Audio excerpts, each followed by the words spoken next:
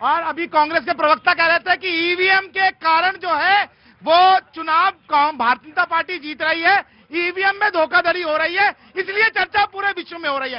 मैं इनसे पूछना चाहता हूं, राहुल गांधी जो है वो बैलेट से चुनाव जीत के आए, प्रियंका वाड्रा जो है वो बैलेट से चुनाव जीत के आई।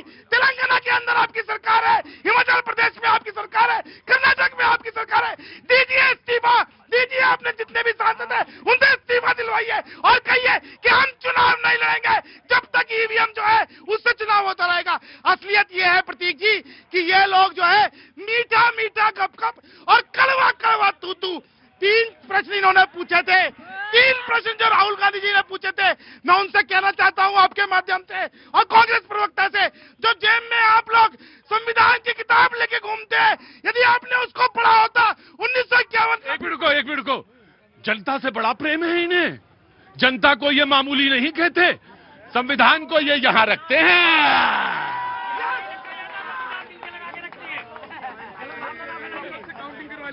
जनता संविधान को जेब में रखते हैं ये और खत निकाल लेते हैं इसे। देखो संविधान जेब में और जनता, अरे मामूली ना कहिए जनता को, क्योंकि जनता तो हरा रही है। अरे जनता को मामूली ही कहिए, लेकिन जनता को प्रेम, उसका हृदय समझिए। डरिए मत, भगवान से प्रेम करना सीखिए। रुको, तुम्हें आ रहा हूं। मैं उसमें बताना चाहता हूं, जिस संविधान को आप लोग जेब में रख के घूमते हैं उसको माथे पे लगाइए और पढ़िए 1950 का एक्ट, 1951 का पीपल रिप्रेजेंटेटिव एक्ट, तब आपको पता चलेगा। जो आप प्रश्न इसी पे उठाते हैं कि उनको इम्यूनिटी कैसे मिली, 1951 से मिली हुई है, 1950 से मिली हुई है, आज नहीं मिली है। राइट। बीजेपी की सरकार ने, आप लोगों ने 70 साल तक जो चोरी चकारी की, उसके अंदर विपक्ष को मिलाया आज के डेट में। जितना ऑपरेटिव पोर्शन था, मैं आ जाऊं। जितना ऑपरेटिव पोर्शन है उतना ले लिया मैंने, उससे बाद अब भाषण वाला नहीं लेता हूं। आज तुम्हारा जन्मदिन है, तब भी जो बातें हो रही ना बड़ी भाषण वाली हो रही है। नमस्ते, कहां से आना हुआ आप लोगों का? गुजरात से। केम छो? माजामा। गुजरात में कहां से हैं? मेहसाणा। अरे क्या बात है, मेहसाणा में चाय की दुकान पे बैठा हुआ था मैं। सुबह सुबह की बात है, चुनाव हो रहा था और मैं गुजरात तीसरी बार घूम रहा था। मेहसाणा के एक चाय की टपरी पे मैं बैठा हुआ था। टपरी तो समझ रहे हैं ना, चाय की दुकान पे बैठा हुआ था जी। चाय पी रहा था ऐसे ही, और उसने मुझे राजनीति का ऐसा सबक सिखा दिया कि मैं जिंदगी भर नहीं भूल सकता। जो मैं कह रहा था ना कि जनता मामूली, वो अर्थ मामूली नहीं है, लेकिन क्या है कि भगवान से डरोगे तो मंदिर इसलिए जाओगे कि यार डर लगता है, और भगवान से प्रेम करोगे तो इसलिए रोज जाओगे कि भगवान हमारे भूखे बैठे होंगे, चलो भोजन खिला दें। जी आपको बता रहा हूँ, गुजराती से ना पूछूं तो हो ही नहीं सकता। गुजराती अच्छे अच्छे को ऐसा सबक सिखाते हैं कि मरते दम तक याद रखते हैं।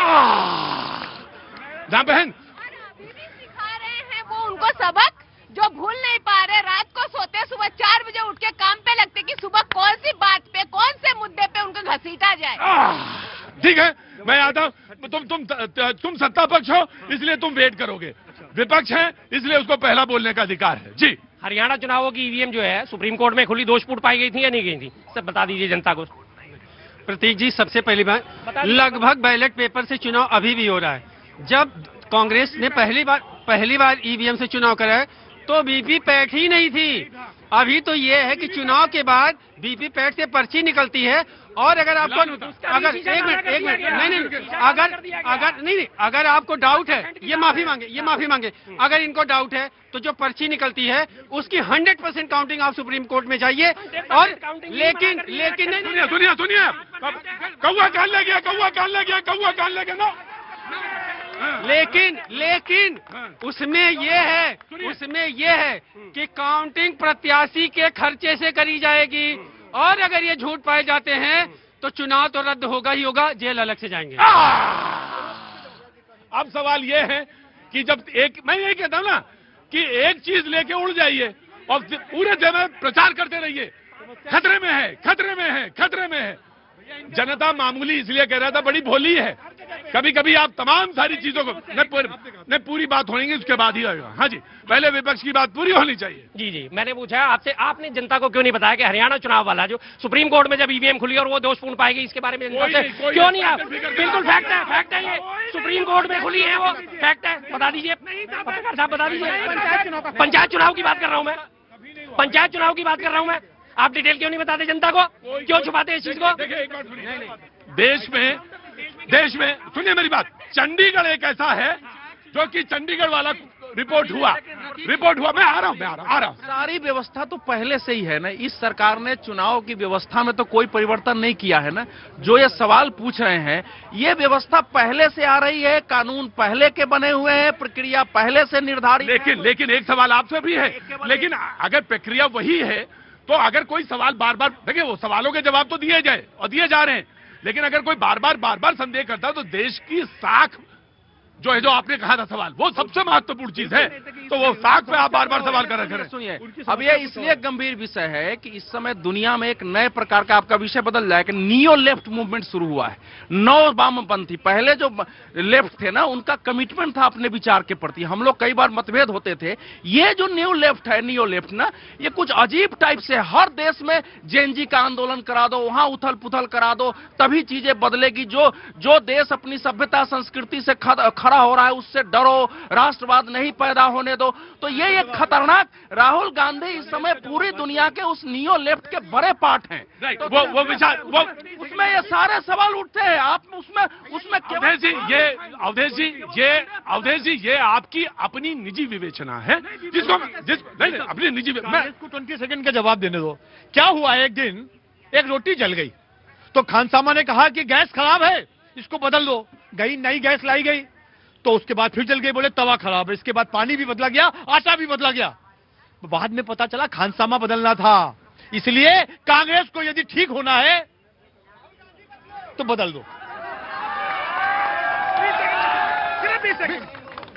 ये आपकी अपनी विवेचना है, इधर डिबेट से कोई लेना देना। देखिए जी, मैं सूर्या जी ने बड़ा डंके के चोट पे कुछ पंक्तियां रखी थी, थोड़ा उनका जवाब दे दूं। इन्होंने कहा कि भाई कांग्रेस हिमाचल प्रदेश जीत जाती है, तेलंगाना जीत जाती है, तो वहां पे तो कर्नाटक जीत जाती है, तब तो फिर इस्तीफा क्यों नहीं दे देते?